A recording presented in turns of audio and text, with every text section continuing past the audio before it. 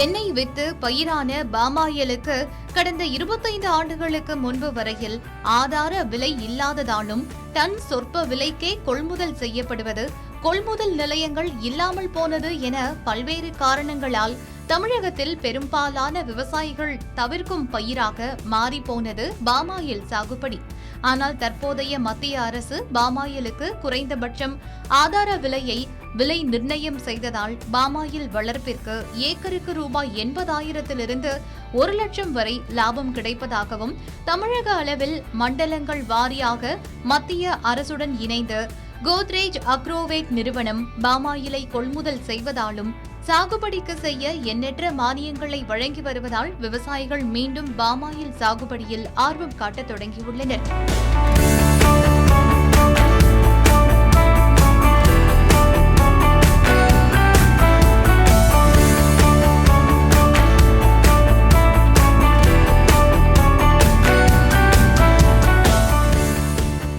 பெரம்பலூர் மாவட்டத்தில் வேப்பந்தட்டை அருகே உள்ள மாவட்டத்தின் வருவாய் கிராமமான மலையாளப்பட்டி மற்றும் அதனை சுற்றியுள்ள கவுண்டர்பாளையம், கொட்டாரங்குன்று, பூஞ்சோலை என நடப்பாண்டில் 500 ஏக்கர் வரையில் பாமாயில் சாகுபடி செய்யப்பட்டுள்ளது. மத்திய அரசுடன் இணைந்து பாமாயில் வளர்ப்புக்கென தனியார் எண்ணெய் உற்பத்தி நிறுவனமான கோத்ரேஜ் அக்ரோவேட் விவசாயிகளுடன் ஒப்பந்த அடிப்படையில் குறைந்தபட்சம் 1 ஹெக்டேயர் அதாவது 2.5 ஏக்கர் விளைநிலம் கொண்ட விவசாயிகளுக்கு தமிழ்நாடு தோட்டக்கலை மூலம் பாமாயில் கன்று ஒன்று ரூபாய் 193க்கு வழங்கப்படுகின்றது. தொடர்ந்து ஆண்டுக்கு பராமரிப்பு, கூடு பயிர் மானியம், இடு உரம் மானியம், இலவச சொட்டு நீர் பாசனம் என ஏக்கருக்கு ரூபாய் 40,000 வரை விவசாயிகளுக்கு வழங்கப்பட்டு வருகின்றது. 25 ஆண்டுகளுக்கு முன்பு வரையில் பாமாயில் டன் ரூபாய் 3,000 முதல் 4,000 வரை மட்டுமே கொள்முதல் செய்யப்பட்டதால் பாமாயில் வளர்ப்பு பரப்பளவு குறைந்ததோடு விவசாயிகளும் ஆர்வம் காட்டாத நிலையில் மத்திய அரசு கோத்ரேஜ் அக்ரோவேட் என்ற நிறுவனத்தின் மூலம் இணைந்து 2021-2022 தொடங்கி 2036 வரை பாமாயிலுக்கு ஆகார விலையாக டன் ரூபாய் 19,500 ரூபாயாக நிர்ணயம் செய்துள்ளது.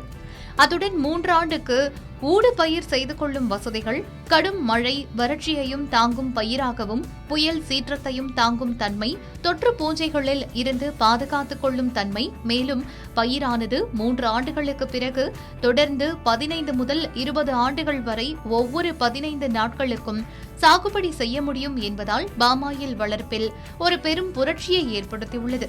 குறிப்பாக புதுமையான விவசாயம் செய்து லாபம் பார்க்க காத்திருக்கும் சிறு குறு விவசாயிகள் தொடங்கி பெரு விவசாயிகளுக்கு பாமாயில் ஒரு நல்ல தேர்வாக மாறியுள்ளது.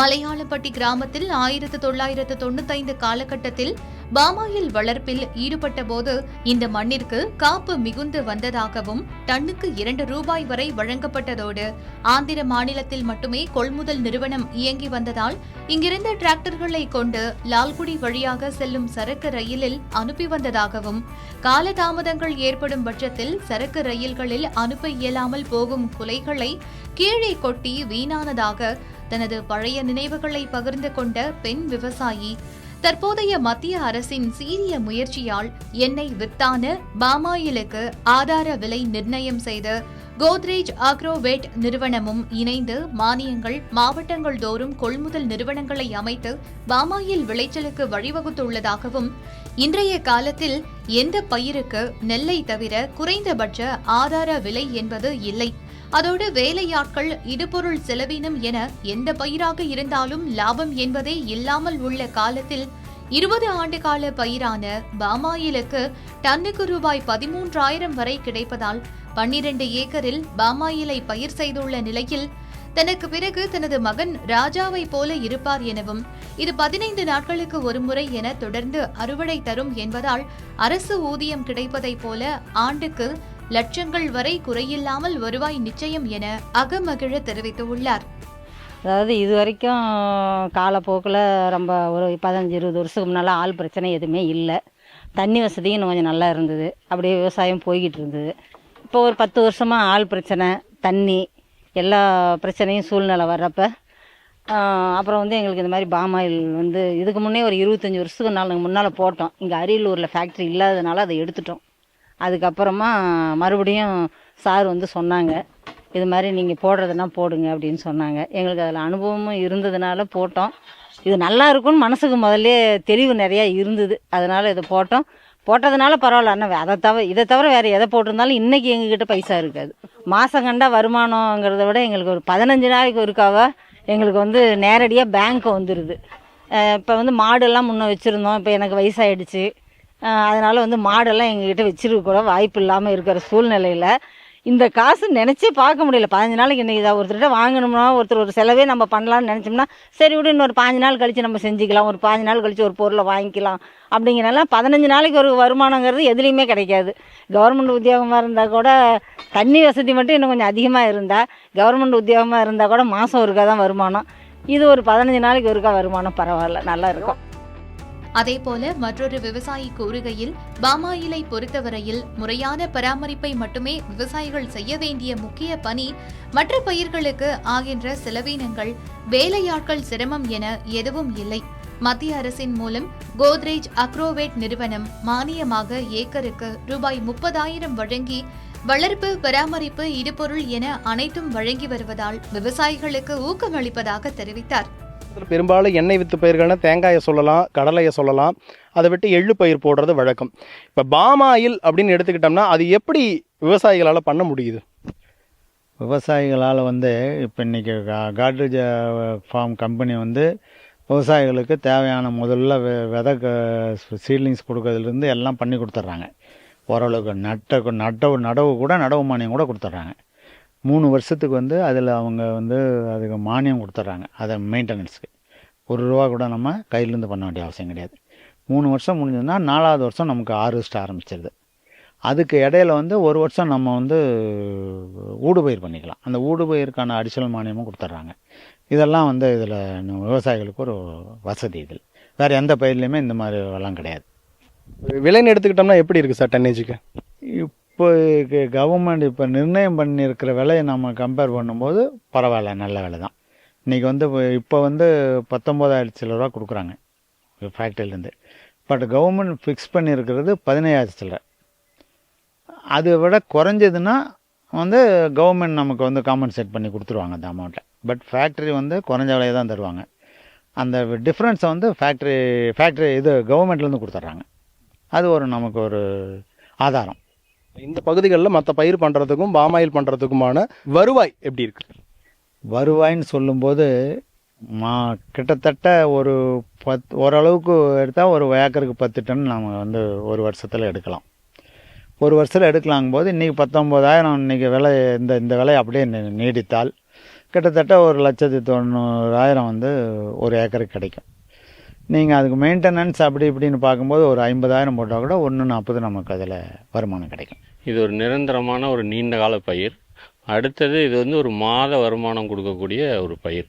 மற்ற பயிரை காட்டிலும் இதில் இன்னொரு விஷயம், முக்கியமான விஷயம் என்னென்னா ப்ரைஸ் ப்ரொடெக்ஷன். உங்களுக்கு வந்து ஒரு உத்தரவாதமான விலை கிடைக்கும் அப்படிங்கிறத விவசாயிகளுக்கு வேறு எந்த பயிரை காட்டிலும் இதில் தெளிவாக இருக்குது. ஸோ அதனால் விவசாயிகளுக்கு இது ஒரு பெரிய மாற்றத்தை கொடுக்கக்கூடியது. பிற்காலத்தில் இந்த உத்தரவாதமான கொள்முதல், உத்தரவாதமான விலை கிடைக்கும் அப்படிங்கிறத இந்த பயிரில் மட்டும்தான் நம்ம எதிர்பார்க்கலாம். வேறு எந்த பயிர்லையும் எதிர்பார்க்க முடியாது. அந்த அளவுக்கு இது ஒரு இது இருக்குது. அடுத்தது இது ஒரு நீண்டகால பயிர். ரொம்ப வேலையாட்கள் தேவை ரொம்ப குறைவு. இப்போ இருக்கிற பிரச்சனையே நமக்கு வந்து வேலையாட்கள் தான். வேலையாட்கள் தேவை ரொம்ப குறைவாக இருக்கிறதுனால இது ஒரு பெரிய மாற்றத்தை பிற்காலத்தில் கொண்டு வரும். நிச்சயமாக விவசாயிகள் இதை தேடி வர ஆரம்பிச்சிருக்காங்க. இப்போ அது இன்னும் காலப்போக்கில் இன்னும் பெரு அளவு விவசாயிகள் இதுக்கு வருவாங்க.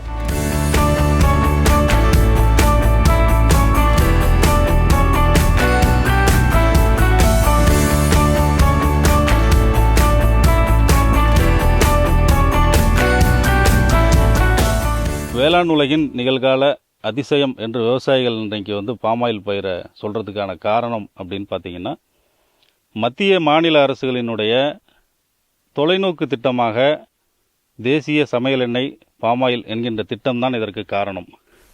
இந்த திட்டத்தின் மூலம் விவசாயிகளுக்கு என்ன கிடைக்கிறது அப்படின்னு பார்த்தீங்கன்னா, மிக முக்கியமாக இன்றைக்கு விவசாய உற்பத்தியில் இருக்கிற பிரச்சனை அப்படின்னு பார்த்தீங்கன்னா, விலை 2021-22 2036 வரை 15 ஆண்டுகளுக்கு இந்த திட்டத்தின் மூலம் பாதுகாக்கப்பட்ட விலை, அதாவது குறைந்தபட்ச ஆதரவு விலை மத்திய மாநில அரசாங்கங்கள் நிர்ணயம் செய்து கொடுக்கின்றது. 2021-22 10,500 என்கின்ற குறைந்தபட்ச ஆதரவு விலை இன்றைக்கு இந்த வருடம் பார்த்தீங்கன்னா 15,488 என்று அசூர வேகத்தில் வளர்ந்து இன்றைக்கு ஒரு விவசாயிகளுக்கு மிகப்பெரிய அளவிலே மன நிம்மதியை தருகின்ற அளவிற்கு விலையேற்றம் அடைந்துள்ளது. இது மட்டும் இல்லாமல் இந்த திட்டத்தின் மூலம் சந்தை விலையின் அடிப்படையில் விவசாயிகளுக்கு நேரடி கொள்முதலுக்கான விலையை வழங்குகின்றது.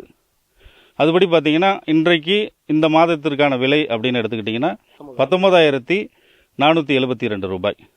மேலும் இந்த திட்டத்தில் மத்திய மாநில அரசுகள் வழங்கக்கூடிய மானியங்கள் அப்படின்னு பார்த்துட்டிங்கன்னா விவசாயிகள் தங்கள் வயலில் நடுவதற்கான கன்றுகளுக்கான மானியமாக 1 ஹெக்டேருக்கு 29,000 ரூபா வழங்குகின்றாங்க. ஸோ விவசாயிகளுக்கு அது முழுமையாக இலவசமாக கொடுக்குற மாதிரி வந்துருச்சு. ரெண்டாவது, ஒரு வருடத்திற்கு 10,500 ரூபாய், அதாவது பராமரிப்பு மற்றும் ஊடுபயிர் மானியமாக 10,500 ரூபாய் 4 வருடங்களுக்கு மொத்தம் 42,000 ரூபாய் வழங்குகின்றது. சொட்டு நீர் பாசனம் அப்படின்னு எடுத்திங்கன்னா கிட்டத்தட்ட 90-100% மானியமாக வழங்கப்படுகின்றது. சிறு விவசாயிகளுக்கு 100%, பெரு விவசாயிகளுக்கு 70% வழங்கப்பட்டு வருகின்றது. பாமாயில் பயிர் ஏன் இன்னைக்கு விவசாயிகளால் கொண்டாடப்படுகிறது அப்படின்னு எடுத்துக்கிட்டிங்கன்னா முக்கியமாக பார்க்கப்பட வேண்டிய விஷயம் என்ன அப்படின்னா அறுவடை. நம்ம எப்போ அறுவடை பண்ண போகிறோம் அப்படின்னு இன்றைக்கி இருக்கிற விவசாய பயிர் எதையுமே தேதியை சொல்ல முடியாது. பாமாயில் பயிர் எடுத்துக்கிட்டிங்கன்னா முதல் 3 வருஷம் முடிஞ்சதுலேருந்து ஆரம்பிக்கப்படுகின்ற முதல் அறுவடையிலிருந்து 15 நாட்களுக்கு ஒரு முறை அறுவடை. இது நிரந்தரமான ஒரு இன்ஃப்ராஸ்ட்ரக்சர். இந்த அறுவடை முறைங்கிறது வேறு எந்த பயிரிலையும் கிடையாது. உதாரணமாக எடுத்துக்கிட்டிங்கன்னா மாத சம்பளம் அப்படின்னா மாதத்திற்கு ஒரு முறை, கடன் இஎம்ஐ எடுத்துக்கிட்டிங்கன்னா மாதத்திற்கு ஒரு முறை. ஆனால் பாமாயில் பயிரிட்டுள்ள விவசாயிகளுக்கு அறுவடை அப்படிங்கிறது மாதத்திற்கு 2. அதே போல் பணப்பட்டுவாடா 15 நாட்களுக்கு ஒரு முறை பணப்பட்டுவாடா. ஸோ விவசாயிகளுக்கு மாதத்திற்கு 2 வருமானம். இது எந்த அளவுக்கு விவசாயிகளினுடைய வாழ்வியலில் தாக்கம் ஏற்படுத்தும் அப்படின்னு பார்த்தீங்கன்னா 3 வருடம் முடிந்ததிலிருந்து 30 வருடம் வரை பொருளாதார மாற்றத்தினை இந்த பயிர் நேரடியாக குடும்ப சூழலிலே உருவாக்கும். நீங்கள் அடுத்த வருடத்தில் இல்லை, இன்னும் 5 வருடத்திற்கு அப்புறம் நம்மளுடைய தேவைகள் என்ன அப்படிங்கிறத முன்கூட்டியே திட்டங்களை நம்ம தீட்ட முடியும். இது இந்த பயிருடைய ஒரு மிகப்பெரிய சிறப்பம்சமாக பார்க்கப்படுகிறது. இதை பயிரை பராமரிப்பு முறை அப்படின்னு அதில் உள்ள சிறப்பம்சங்கள் என்ன அப்படின்னு பார்த்தீங்கன்னா வேலையாட்கள் தேவை குறைவு. உதாரணமாக 25 ஏக்கரை ஒரு வேலையால் பராமரிச்சுக்கலாம், 20 ஏக்கரை ஒரு வேலையால் அறுவடை செஞ்சுக்கலாம். ஸோ இந்த மாதிரியான ஒரு சூழ்நிலை வேறு எந்த பயிரிலையும் இல்லை, மரப்பயிர்லையும் சரி குறுகிய கால பயிர்லையும் இல்லை.